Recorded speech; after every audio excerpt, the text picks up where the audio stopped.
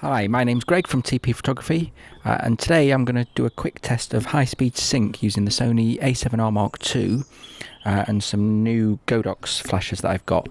So I've got the Godox AD360 here with the 2.4 GHz trigger on the side that's plugged in via USB. I've got the Sony versions of the TT685 plugged in, so I've got those in my hand. They're both set to wireless slave on channel A and channel 1, so they should be triggered automatically via the receiver that's on my camera on the A7R II now. So the new thing I've got is the X1T for Sony, so we've got that on top of the camera now. That's switched on. We've got all the groups set up there, so you may be able to see that on the screen, but that's set to sort of minimum power of sort of 1/128th. But the key thing that we're going to test here is really the high speed sync and make sure that's working okay. So I've got a TT685, a TT600, the TT685S is a TTL model, so that will actually let me do full TTL if I want to off camera, and also supports high speed sync. What we're looking for here is to see if we can do high-speed sync with the new Godox trigger.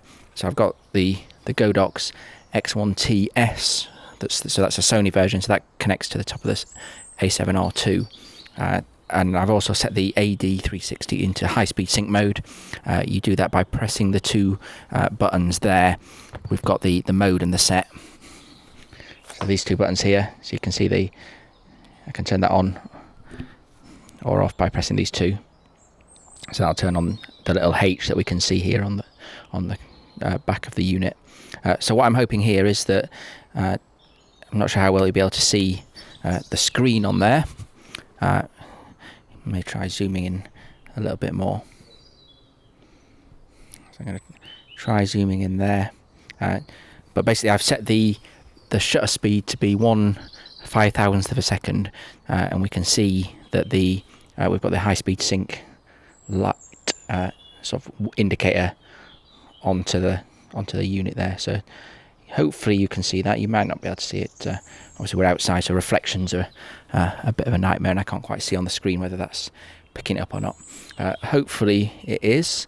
But now what we're going to do, I'm going to move this flash into the distance so you can see it. I'm going to move this sort of here so it's in the shot. So this is going to prove that we're firing sort of wirelessly, I guess, ultimately. So we can see that one there. And I'm going to put the TT685. So this is the TT685S. I'm going to put that on the side there. And then I'm going to put this TT600. Now the TT600 is sort of the cheaper one, so it doesn't do TTL, but it does do support high-speed sync. So if you're doing off-camera stuff and it's always going to be off-camera, then the TT600 is going to be a sort of better bet, because it's not going to cost you quite so much money each time. So I'm going to zoom out a little bit here so we can see those flashes. I'm going to check that we're in focus. I'm going to turn that on, and now what I'm going to do, I'm going to take some test shots. So I'm in full manual mode here, and then what I'm going to do is I'm going to take a picture at 0.005 of a second, and we can see there all the lights are firing, which is good. So if I dial this speed right down,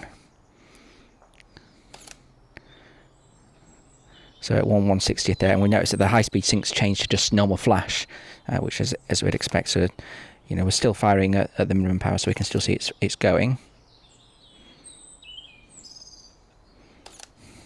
So it's still going, and then I'm going to go all the way up. So we're at f8, 0.008 of a second.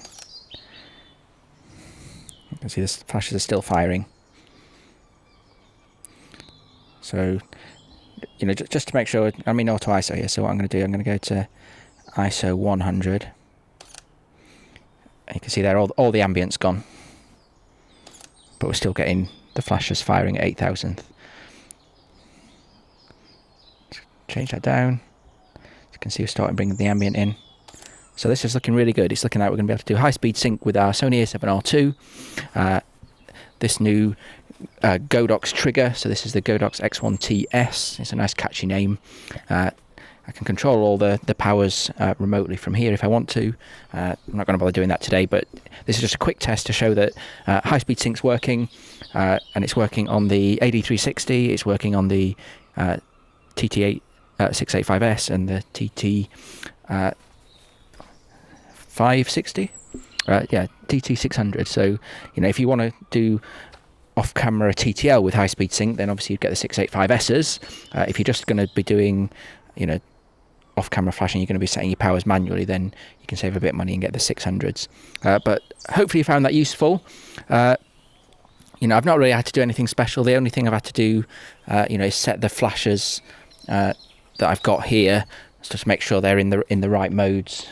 So the 685S that I've got here, I've just made sure I've set that into slave mode, channel 1 group A, and then it's in sort of radio mode rather than optical mode. So that's all you do anyway if you're setting it into wireless mode. And similarly for the TT600, I've just done the same for that. The AD360 is actually even easier because basically you just plug in the little USB thing that's on the side there, and that's all we've had to do. So hopefully you found that useful. If you do have any other comments or thoughts as to, have I tried everything? Is there something else you want me to try with this setup? Then look forward to hearing your thoughts. And hopefully that'll open up the doors for a lot more people to shoot Sony, wireless flash, wireless TTL and high-speed sync. Okay, thanks for watching. Bye-bye.